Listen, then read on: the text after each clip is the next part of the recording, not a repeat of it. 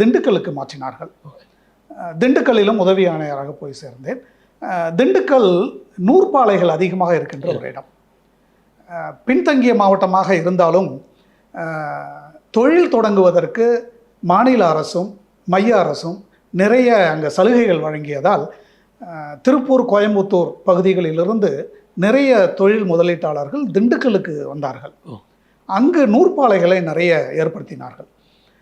ஒரு காலகட்டத்தில் வாடிப்பட்டி, வத்தலக்குண்டு பகுதியில் தொடங்கி பழனி, உடுமலைப்பேட்டை பகுதி வரை, இந்த பக்கம் வேடசந்தூர், தாடிக்கொம்பு வரை, அந்த பக்கம் தேனி வரை முழு இடமும் நிறைய நூற்பாலைகள், கிட்டத்தட்ட 150க்கும் மேற்பட்ட நூற்பாலைகள் இருந்த ஒரு இடம். அந்த இடத்தில் 2 ஆண்டுகள் பணி செய்தேன். அதுவும் ஒரு தொழிற்சாலைகளை, எனக்கு நிறைய தொழிற்சாலைகளை பார்க்குறதுக்கு வாய்ப்பு கொடுத்தது.